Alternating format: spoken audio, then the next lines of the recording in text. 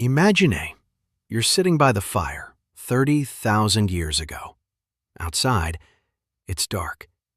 Your whole family is asleep beside you. And suddenly, at the entrance, a man appears. You don't know him. You don't know his name. You don't know his tribe. If the stranger smiled, that still meant nothing. Hyenas also look friendly sometimes, until the moment. You don't know if he came to trade a rare stone or to see how much meat you have, how many spears, and how many people are asleep right now. For a modern person, a stranger is just a new person. For your ancestor, a stranger was a question of life and death. Today you'll learn why your brain still tenses up around people you don't know, and why the most dangerous mistake in the Stone Age was not to attack a stranger, but to trust him too quickly. Today, you see strangers every day, on the subway, in a line. Your brain is used to it, thousands of people you don't know. But for an ancient human, this was impossible. In his world, there weren't 10,000 faces, 20, 30, 50 at most. You knew everyone, who shares his meat, who lies, who snores so loud that the predators leave on their own. But a stranger broke that system. He had no history, no reputation. Nobody knew how he behaves when he's hungry. And that matters. Because a man who hides meat when everyone is starving might steal your spare next week. A stranger could be useful. He might know where to find water. He might bring a rare stone. He might become an ally. But he could also be a scout. He could see that you have few men, that the spears are far from the entrance. And here's the main ancient question. Did he come alone? Or are the others waiting in the dark? An ancient human had no police, no passport, no blow block user button. If someone was dangerous, the group had to notice. So the tribe worked as a living security system. Everyone watched everyone.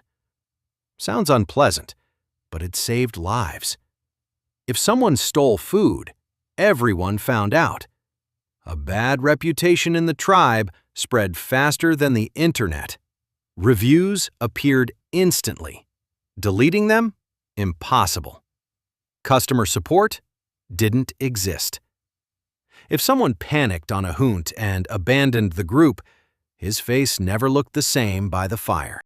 Today, we call it reputation. Back then, it was permission to live among people.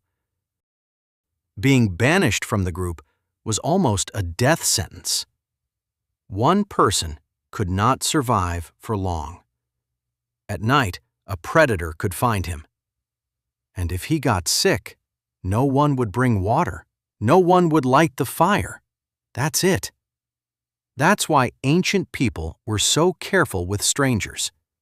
A stranger was not part of the trust system. He had no debts, no witnesses, no one who would say, "Yes, I know him. He's one of us." But here's what's even more interesting.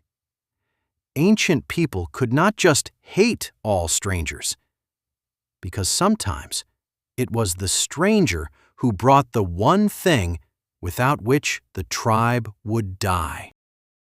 Here's the paradox. Ancient humans feared strangers, but they needed strangers. Why? Because one tribe couldn't have everything. Some had a rare stone, others had a place better for surviving the winter. If you never dealt with outsiders at all, you lost access to trade. And trade wasn't a store, it was life. A rare stone could become a spear point, a seashell, a mark of status. A new family from another tribe, an alliance. and an alliance could mean that in winter, someone would help you. But ancient humans didn't greet strangers like tourists. There was none of this. "Hey, come on in. Meat's over there. Kids sleep on the right." No. First, distance. Then a small trade.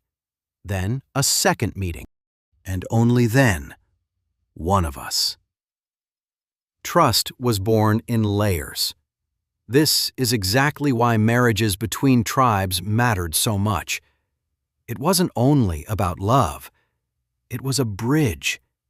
If a woman went to another tribe, a connection appeared between the groups. Now the strangers weren't quite strangers anymore. You had kin there. And kin, that's already a reason not to attack. At least to talk first. The ancient human brain constantly split the world into two categories: us and them. Us, that's the one who sits by your fire, who shares food, whom your children know, who'll help if a predator comes in the night. Them, that's the one your brain knows nothing about. And the brain hates empty spaces. If there's no information, it fills it with fear. This isn't stupidity. It's an ancient defense. Better to wrongly fear a friend than calmly let an enemy close. Picture two ancient humans. The first sees a stranger and thinks, "He's probably good." The second thinks, "Let's check first." If the stranger is good, both live. Neither lost anything. If the stranger is dangerous, the first is dead, the second is alive, just because he waited. And across thousands of generations, the brain chooses the second strategy. Caution first, trust later, not the other way around. This is why we still tense up when an unfamiliar person walks behind us at night, why we spot a strange face in a crowd faster, why we feel calmer around those who talk like us, look similar, behave in ways we understand. This doesn't mean fear is always right, but it's very old. Fear is older than any city, older than any lie. It never went away. And now comes the big twist. Because the problem isn't that ancient humans feared strangers. The problem is that the modern world forces us to live among strangers every single day. Here's what nobody tells you. Your brain was built for a world where you knew almost everyone around you. And now you live in a world where almost everyone around you is a stranger. You walk down the street, strangers. You ride the subway, strangers. You open the comments, strangers. Modern civilization is built on trusting strangers. You eat food cooked by a stranger. You keep your money in a system where almost everyone is a stranger. For your reasoning mind, this is normal. For the ancient brain, it's madness. It's like, wait, we trusted our food to who? Our money to who? Why are there 1,000 faces around me and I don't know which one shares the meat? This is exactly why we cling to reviews, ratings, friends' recommendations, familiar brands, because these are the modern stand-ins for ancient reputation. When you check a restaurant's rating, you're doing what your ancestor did, asking, can this person be trusted?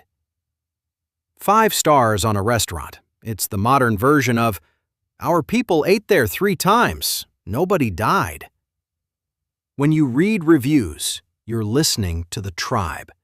When you choose a familiar brand, you're choosing one of us, even if it's just a bottle of water. So why didn't ancient humans like strangers?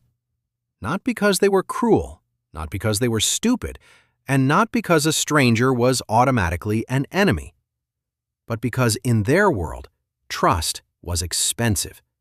A mistake cost too much. If you trusted no one, you lost trade, alliance, and your chance to survive the winter. But if you trusted too fast, you could lose everything. So the ancient human didn't hate strangers, he tested them. And here's what matters. You do the same thing.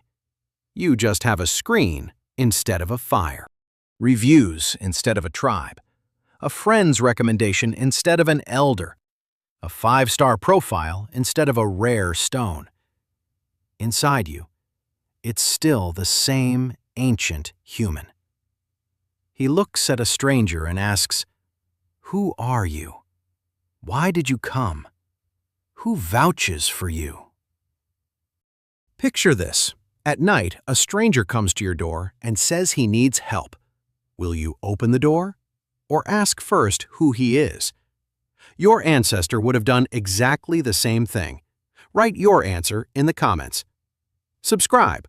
Every week, stories about why modern humans still think like ancient ones.